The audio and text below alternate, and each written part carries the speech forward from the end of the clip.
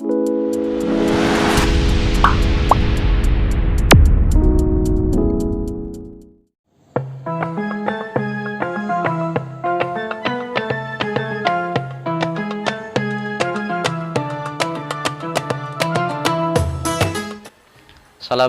warahmatullahi wabarakatuh. Sahabat Fuad yang dirahmati oleh Allah, tema kita pada kesempatan kali ini adalah sabar meninggalkan maksiat. Kita tahu bahwa sabar itu termasuk salah satu ajaran luhur yang disampaikan oleh Rasulullah Muhammad SAW. Dalam sebuah kesempatan, Nabi pernah berkata, "As-sabru diyaun." Sabar itu adalah cahaya yang terang benderang. Kenapa Rasulullah mengatakan demikian? Sebab sabar memang memiliki manfaat yang luar biasa. Bisa dirasakan pada saat itu juga dan bisa dirasakan pada masa-masa yang akan datang. Di antara bentuk manfaat yang dijelaskan oleh Allah di dalam Al-Quran adalah ma'iyatullah.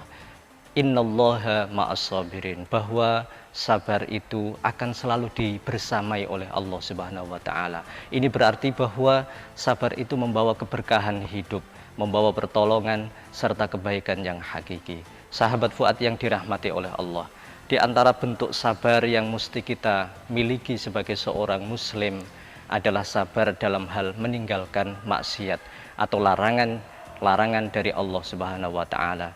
Baik itu maksiat secara verbal, lisan, maksiat dalam hal perbuatan, atau maksiat dalam hal hati atau batin.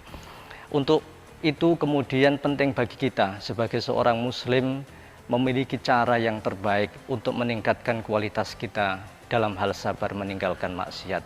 Dalam hal ini ada kisah yang disampaikan tentang kisahnya Ibrahim bin Adham dengan seorang pendosa yang penuh maksiat kepada Allah. Suatu saat si pendosa ini bertemu dengan Syekh Ibrahim bin Adham, seorang ulama tasawuf yang zahid. Beliau ditanya, "Wahai Syekh, apa yang harus kita lakukan untuk bisa meninggalkan maksiat?" Kata Syekh, "Ada beberapa hal yang bisa kamu lakukan supaya terhindar atau supaya bisa mengurangi maksiat dan perbuatan dosa. Yang pertama, ketika engkau hendak melakukan maksiat, maka pikirkan bahwa engkau tidak akan makan rezeki selain dari Allah Subhanahu wa Ta'ala. Dan itu tidak mungkin, sebab semua yang ada di bumi dan di langit ini adalah pemberian dari Allah Subhanahu wa Ta'ala.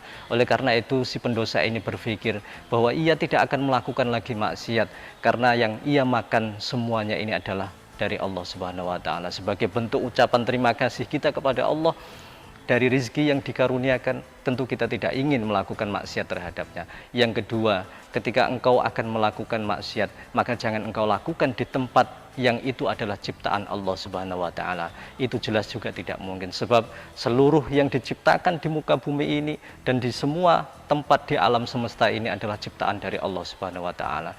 Dan yang ketiga, ketika engkau akan melaksanakan maksiat, maka usahakan engkau tidak terlihat oleh Allah Subhanahu wa Ta'ala. Dan itu juga tidak mungkin, sebab Allah di dalam Al-Quran mengatakan wahwa yudrikul absor, ya.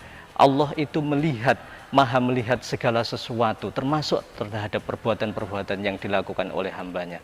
Sahabat Fuad yang dirahmati oleh Allah, di sini saya juga perlu mengutip apa yang disampaikan oleh Ibnu Athaillah As-Sakandari di dalam kitabnya Al-Hikam.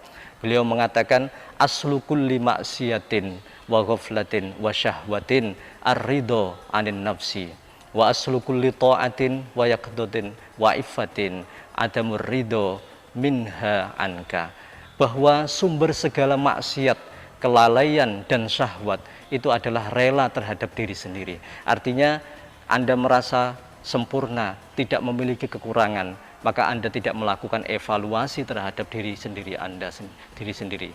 Kemudian sumber segala ketaatan, kebaikan dan kesadaran itu adalah engkau selalu merasa membutuhkan untuk terus-menerus melakukan evaluasi terhadap diri sendiri. Sehingga dengan demikian Anda akan melakukan perbaikan-perbaikan dalam kehidupan Anda, termasuk diantaranya adalah dengan meninggalkan maksiat. Sahabat Fuad yang dirahmati oleh Allah, untuk itu kita perlu terus belajar. Di antara tempat belajar yang sangat nyaman dan sangat adaptif adalah di Fuad IAIN Ponorogo. Mari bergabung dengan Fuad IAIN Ponorogo. Demikian, Assalamualaikum warahmatullahi wabarakatuh.